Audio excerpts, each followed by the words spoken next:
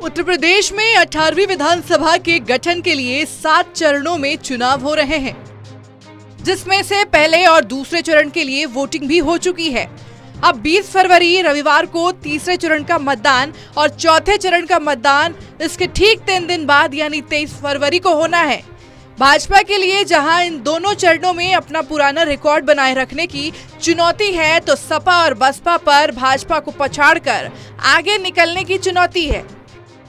यही वो 2 चरण हैं जिनमें भाजपा ने पिछले चुनाव में रिकॉर्ड जीत दर्ज की थी।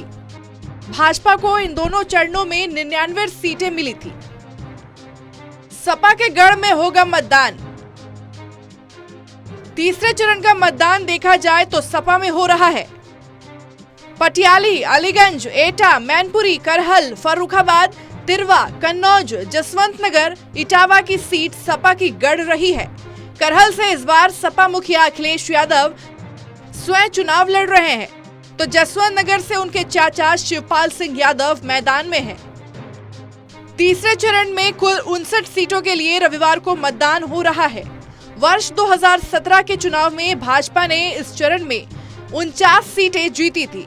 सपा को मात्र 8 सीटों पर संतोष करना पड़ा था।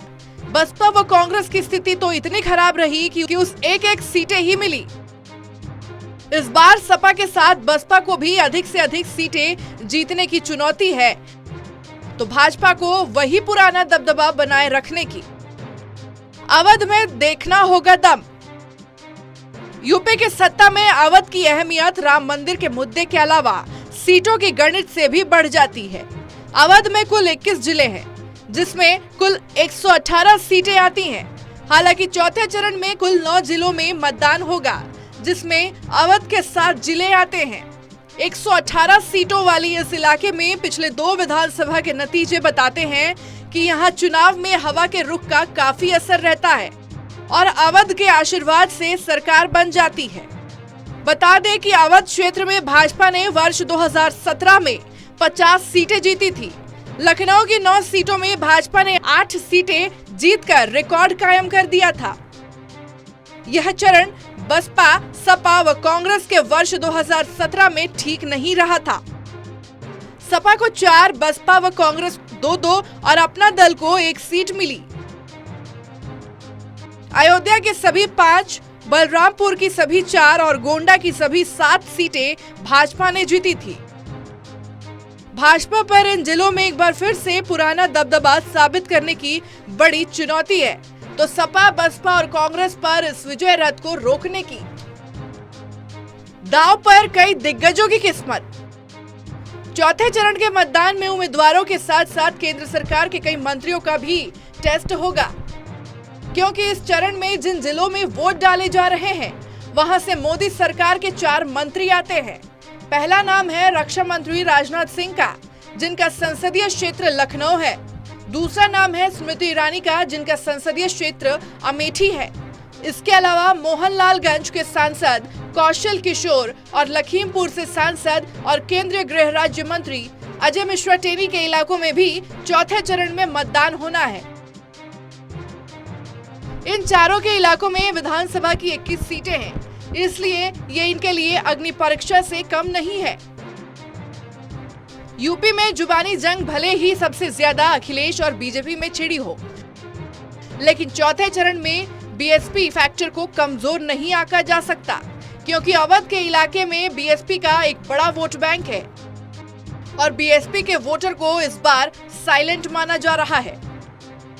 चौथे चरण का जातीय समीकरण। चौथे चरण में जिन इलाकों में मतदान होगा, वहां आबादी के लिहाज से एससी वोट काफी अहम हो जाता है।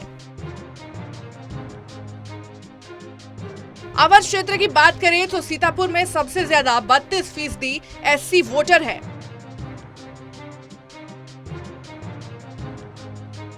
वहीं हरदोई, उन्नाव, रायबरेली में 30% के करीब।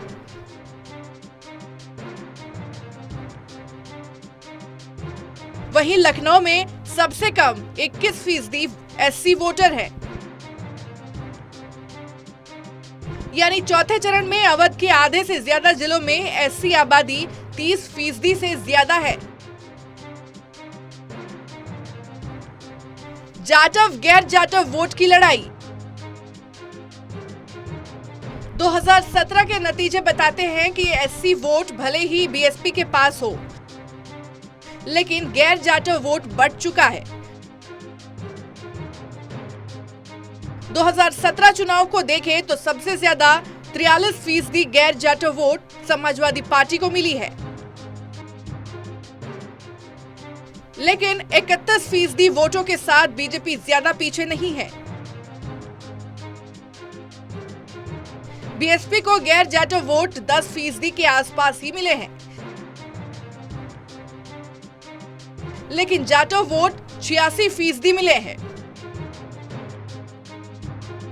अवध में एससी आबादी में बड़ी संख्या गैर जाटव वोट की है और जिस तरह से गैर जाटव बटा हुआ है, उसे देखते हुए अवध की लड़ाई में गैर जाटव वोट पर भी कब्जे का घमासान और तेज होगा। सपा को जीत की उम्मीद। समाजवादी पार्टी को इस बार भरोसा है कि वह अपने घर में अच्छा प्रदर्शन करेगी। इसके लिए उन्होंने यादव और मुस्लिम समीकरण के साथ ही ओबीसी की दूसरी जातियों को साध कर वह बीजेपी को पराजित करने की अपनी रणनीति तैयार की है।